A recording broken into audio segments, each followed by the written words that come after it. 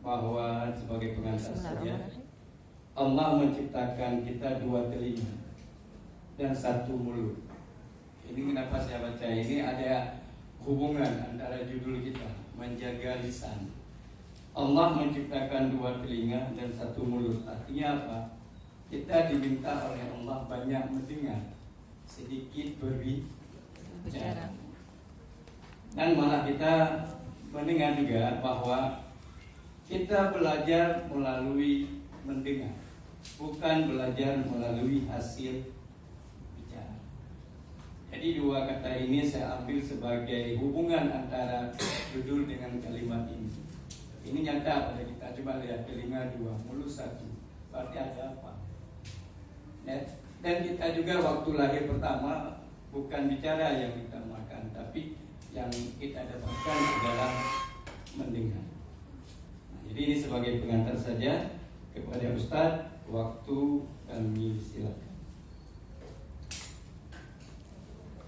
Kajian untuk guru Mansatu Bandati pada 20 bulan 3 tahun 2025. Assalamualaikum warahmatullahi wabarakatuh. Waalaikumsalam warahmatullahi wabarakatuh. Alhamdulillahirabbil alamin wa bihi nasta'inu ala umuri dunya waddin. Allahumma salli wa sallim ala habibina wa syafi'ina wa maulana Muhammadin asyrafil anbiya'i wal mursalin al-mab'uts rahmatan lil alamin wa ala alihi wa sahbihi ajma'in. Wa qala Allah ta'ala fil Qur'anil 'azim wa huwa asdaqul qailin wa bi qawlihi yahtadil muhtadun. Qul in kuntum tuhibbuna Allah fattabi'uni yuhibbukum Allah wa yaghfir lakum dhunubakum.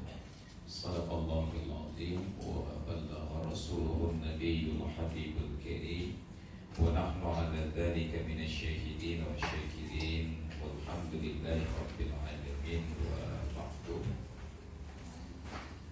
Alhamdulillah, kita berucap puji dan bersyukur kepada Allah masih dapat bersilaturahmi dan bertemu di hari ke-20 atau ke-19 Ramadan 1446 Hijriah ini di tempat yang membahagiakan, tempat orang berinteraksi untuk mengkaji ilmu.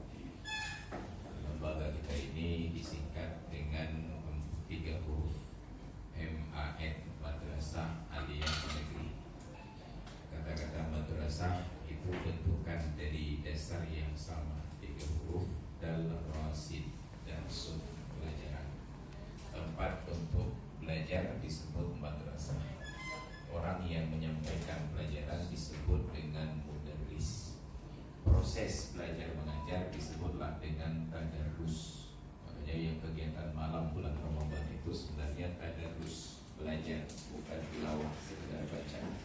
Tapi karena kita hidup di negeri yang orang berbicara dengan menggunakan kosakata suka-suka, maka akhirnya salah semuanya. Ketidaktelitian dan ketidakhati-hatian dalam memilih kata. Padahal bagi kami yang ngaji di pesantren, baris saja itu dipersoalkan, nahwu dan sarafnya dipersoalkan, hurufnya itu harus tepat, tidak boleh salah makhraj. Kalau di dalam sholat, Fatihahnya salah makhraj sampai batal Fatihahnya dan tidak sah sholat. Tapi ternyata setelah kita hafal alfabet dari A sampai Z, ternyata yang sering kita dengar hanya dari A sampai Z. Makanya ada air jam-jam yang bebas dari zat-zat berbahaya. Sebab kita hidup di negeri Jamrud Khatulistiwa dalam zona nyaman. Ini yang menjadi masalah. Jadi Z dengan Z, makanya untuk zaman dulu itu kan seharusnya Zadul kan? Tapi ternyata disebut Jadul, zaman dulu. Padahal seharusnya pakai Z, zaman dulu. Jadi memang di negeri ini banyak orang yang sudah kekurangan vitamin Z. Jadi itu baru dari sisi huruf, belum lagi dari sisi kata diksinya. Maka betapa banyak kata yang salah penempatan.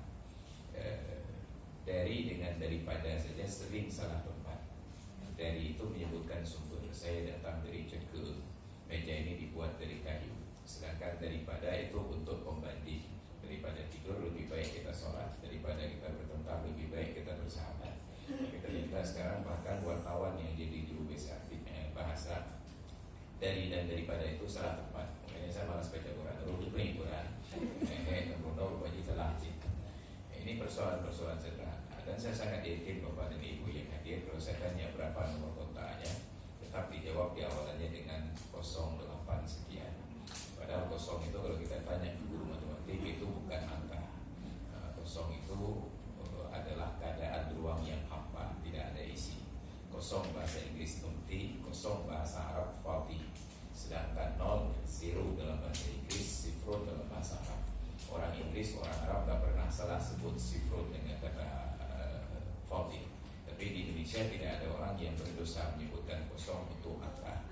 Bahkan dosen bahasa Indonesia sekalipun. Ini PR besar bagi kita. Tidak ada ketelitian di dalam berucap dan berbicara. Dan itu berimplikasi pada banyak hal.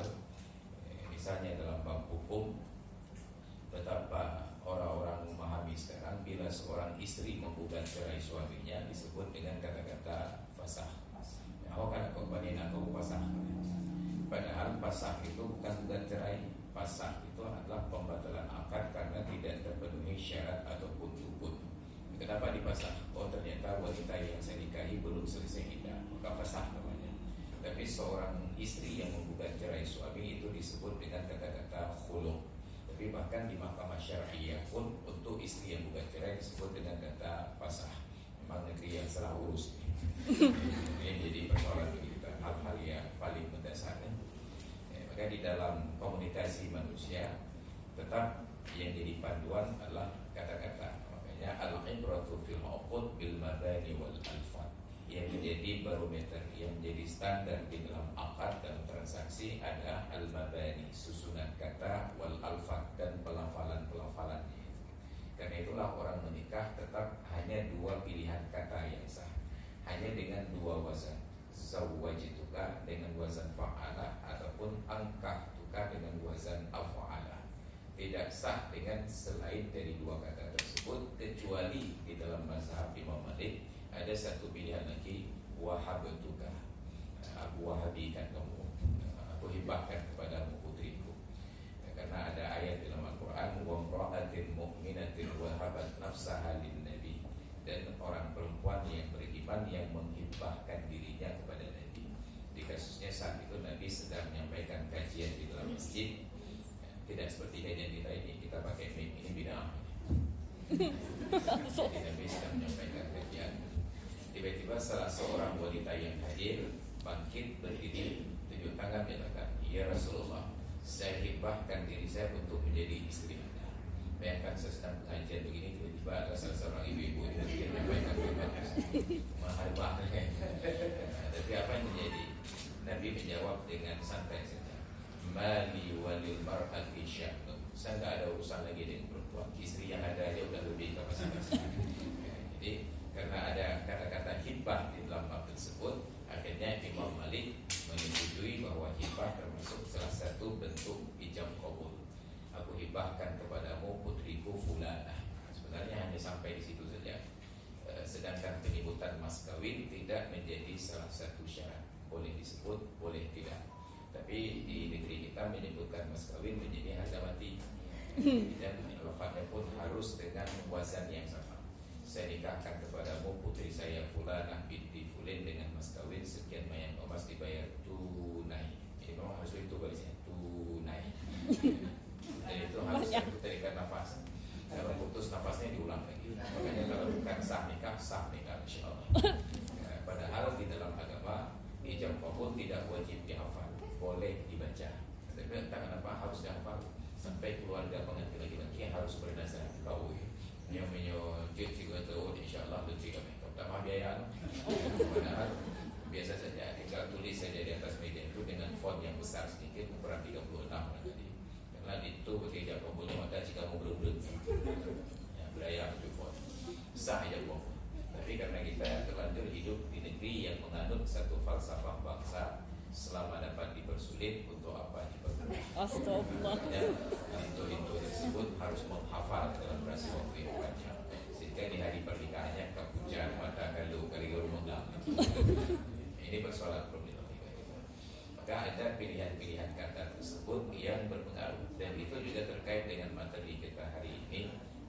bagaimana menjaga lisan dan menjaga hati sepanjang bulan Ramadan ini. Yang saya muliakan dan kita hormati bersama Kepala Madrasah Aliyah Negeri 1 Banda Aceh. Ibu atau bapak? Ibu. Ini bukan ibu kepala madrasah, memang kepala madrasah. Karena beda, ibu kepala madrasah artinya suami beliau jadi kepala. Seperti wali kota Banda Aceh, yang terhormat wali kota Banda Aceh Ibu Hajah Iliza Saduddin Jamal. Tapi sering disampaikan penghormatan yang terhormat Ibu wali kota Banda Aceh. Nanti yang duduk berupa suaminya. Itu baru sekedar berbahasa bahasa Indonesia. Ini ada PR khusus ya untuk bagaimana menyampaikan diksi dengan narasi yang benar dan tepat. Yang saya muliakan dan saya hormati para wakil kepala madrasah yang berhadir atau yang tidak berhadir. Yang saya muliakan dan saya hormati Bapak dan Ibu Dewan Guru, para staf dan karyawan Madrasah Aliyah Negeri 1 Banda Aceh. Saya bangga karena saya bagian dari alma mater di pendidikan di lembaga ini yang tamat tahun 1950. Jadi baru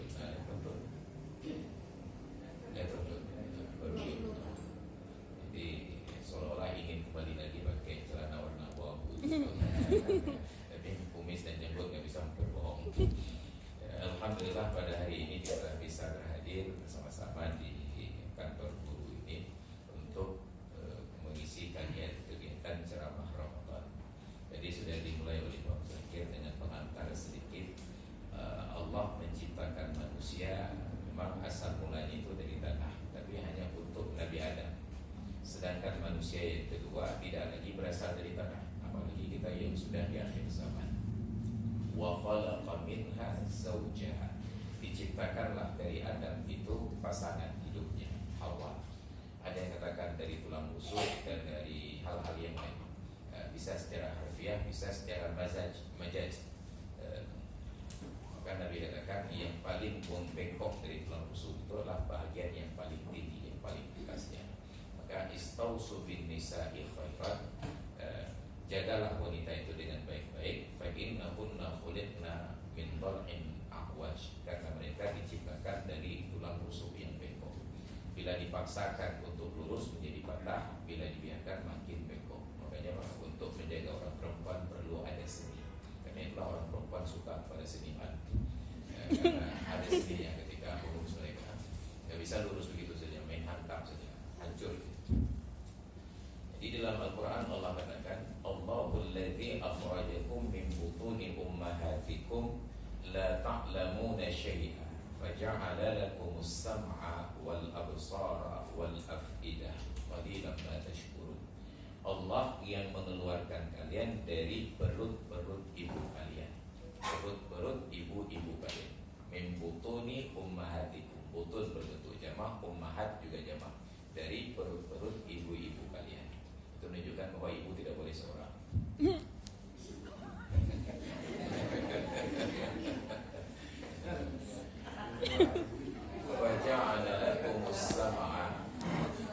Lantas Allah berikan untuk kalian, dibuat untuk kalian pendengaran, wal absar dan penglihatan, wal afidah dan pemahaman.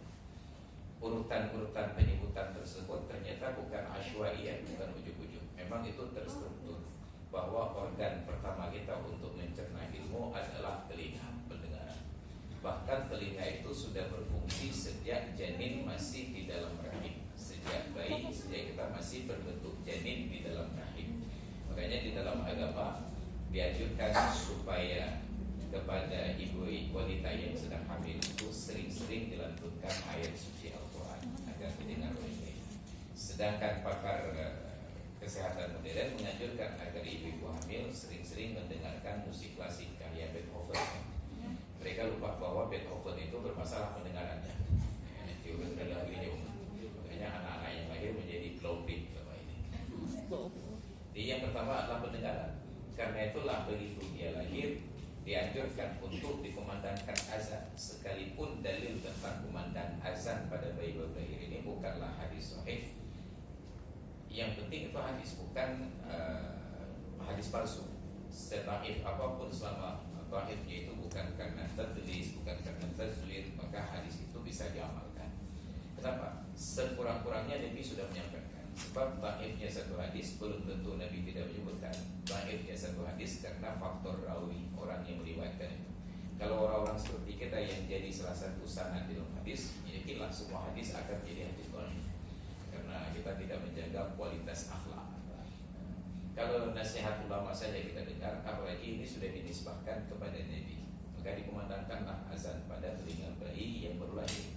Masalah kita sekarang banyak sekali orang-orang yang untuk kebaikan mereka perlu dalil, tapi untuk berbuat jahat tidak ada dalil. Asal kita ajak kebaikan itu apa dalilnya? Tapi waktu tidak bukan maksud tanpa mereka dalil, langsung lebih kreatif mereka pada perbuatan maksiat. Jadi dikumandangkan azan. Kumandang azan ini untuk menggetarkan gendang telinganya dengan kalimat-kalimat yang baik sampai selesai. Maka seharusnya yang pertama mengumandangkan azan adalah ayahnya. Tapi ayahnya saja nggak pandai azan, maka akhirnya ketika anaknya baru lahir diajarlah imam nasah, bilik nasah untuk kumandang azan. Kita lupa bahwa suara yang pertama didengar oleh bayi itu sangat berpengaruh dalam hidupnya. Jadi seorang ayah yang kumandangkan azan pada telinga bayi ini, ketika anak ini besar, intinya dia buat masalah, nasihat ayahnya itu akan sangat didengar. Anak-anak saya kumandangkan azan sendiri. Yang sulung itu sudah tamat SMA tahun yang lalu. Ketika kecil, dia buat masalah. Sampai sekarang masih bermasalah juga. Ketika mana bermasalah juga. Apa yang terjadi? Kalau saya yang berbicara, itu langsung tunduk diam. Padahal suara saya ini jangankan orang lain menggedau dari ngomong. Ada kibatku lagi bercubuka ada mah dengan gangguan suara lainnya. Tapi nasihat saya yang paling didengar. Kenapa? Karena saya yang pertama menggetarkan telinganya itu dengan kumandang azan. Maka jangan abaikan keberkahan ketika Allah anugerahkan keturunan kepada kita untuk menjadi orang yang pertama memperdengarkan suaranya tersebut. Ini konsep sederhana dan itu diakui secara internasional. Dulu saya nonton film Juru, bukan Suruh. Juru. Saya walaupun ustaz ajarannya sufi, suka film. Di dalam salah satu lakonnya, pelakon wanitanya ketika bertemu dengan Suruh senior itu, ketika ayahnya sebenarnya dalam lakon itu ayahnya, tapi dipisahkan dari ayahnya, dia dibesarkan di tempat yang lain sampai tidak mengenal ayahnya. Tapi ayahnya ini ketika dia masih bayi dulu sering bercerita, sering ketika menina bubukannya. Maka dalam lakon tersebut ketika bertemu setelah dia dewasa tidak tahu bahwa itu ayahnya, mendengar pria ini bicara, keluarlah pernyataan, suara Anda sangat menenangkan batin saya. Saya sangat familiar dengan suara ini. Ingat, orang Barat, orang Eropa, Hollywood itu kalau untuk buat film mereka buat penelitian. Beda dengan orang Indonesia dan India buat film. Itu asal-asalan saja, tidak tayangnya. Itu menunjukkan ada sebuah pengajaran psikologi bahwa suara yang didengar di waktu kecil itu terekam di dalam memori, tidak akan hilang. Setelah sekian tahun sekalipun berlalu, begitu didengar akan kembali memori tersebut. Itu terpandang dalam bawah sadar. Maka Allah jadikan yang pertama organ pencernaan kita untuk mendapat ilmu adalah pendengaran. Wal absara, baru penglihatan. Maka bayi yang baru lahir itu matanya belum bisa merespon, sehingga diciptakanlah sampo khusus untuk bayi supaya tidak perih matanya. Beda dengan kita, begitu ada air langsung terpejam. Bayi tidak terpejam matanya. Kalau sampo biasa dipakai pada bayi menjerit di situ bayi, maka dibuat sampo khusus, andai kata masuk ke dalam matanya tidak menyebabkan perih. Kenapa? Dia belum berfungsi matanya. Baru setelah 40 hari mata itu berfungsi. Setelah sekian lama baru hatinya yang berfungsi. Maka ada urutan. Faja'ala lakumus sam'a wal absara wal af'idah qalilan ma tashkurun. Ketika kita menjadi seorang muslim, Nabi sudah menyampaikan 14 abad yang silam bahwa setiap agama itu punya standar akhlak. Inna likulli dinin khuluqan. Sesungguhnya setiap agama itu ada standar akhlak. Wa inna khuluqal islami al-haya, dan sesungguhnya akhlak di dalam Islam adalah malu. Maka di dalam Islam selalu diangkat tema tentang malu. Pada saat Nabi ajarkan tentang standar syariat, al-imanu bid'un wa sab'una atau bid'un wa sittuna syu'batan. iman itu ada 70-an ataupun 60-an cabang. Fa-afdaluha, yang paling utama cabang iman adalah qaulu la ilaha illallah, ucapan la ilaha illallah.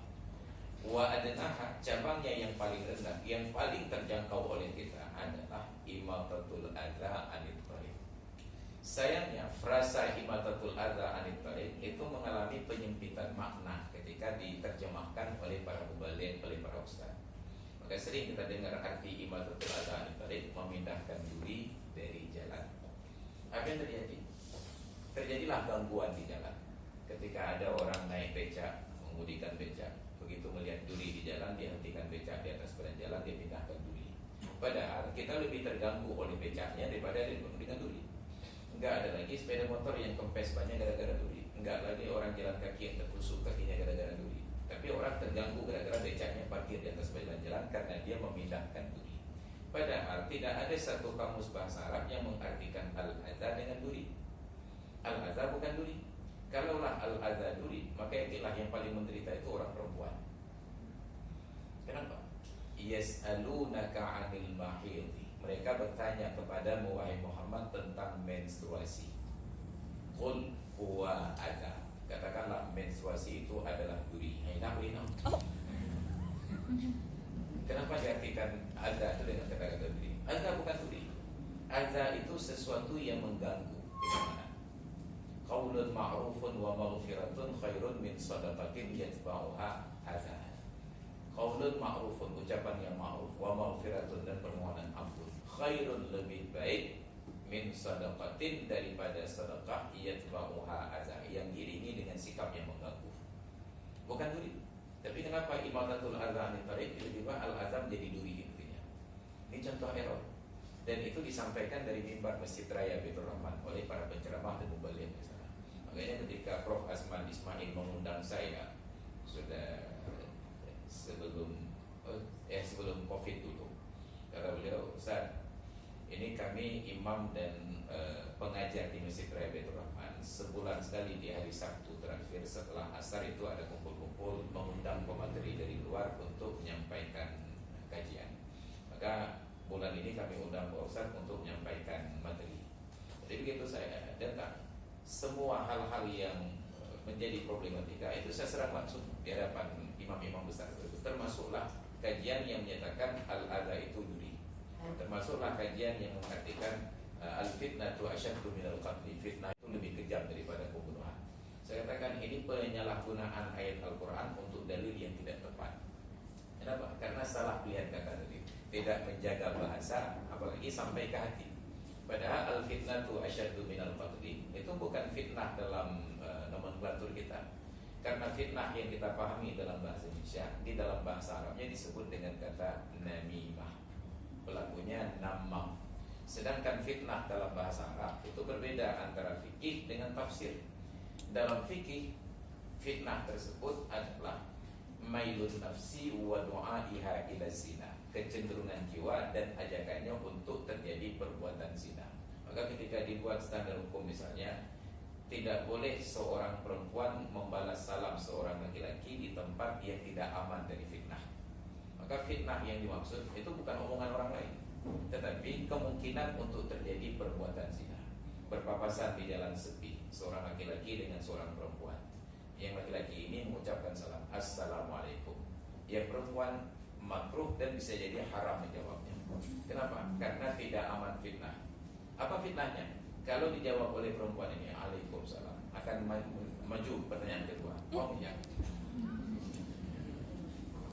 Dijawab oleh perempuan ini, lejau menayu, berilek, agak banyak pun. Maka akhirnya kagum bukan apa, akhirnya terjadi perbuatan zina. Ini fitnah, mailun nafsi wa du'aiha ila zina, kecenderungan jiwa dan ajakannya untuk terjadi perbuatan zina. Itu fitnah di dalam nomenklatur fikih. Tapi fitnah di dalam tafsir beda lagi. Fitnah dalam tafsir adalah ujian ataupun cobaan. Maka ayat al-fitnatu asyaddu minal qatli itu kasusnya ketika orang-orang Mekah mengusir Nabi. Maka Allah turunkan ayat wal fitnatu asyaddu minal qatli. Fitnah itu ujian yang ditimpakan oleh orang Quraisy sampai Rasulullah harus terusir dari Mekah. itu lebih berat bagi pribadi Nabi daripada dibunuh di negeri Mekah. Makanya di dalam tafsirnya disampaikan oleh para ulama, at-tardu minal watan asyaddu min faslir ruhi minal badan.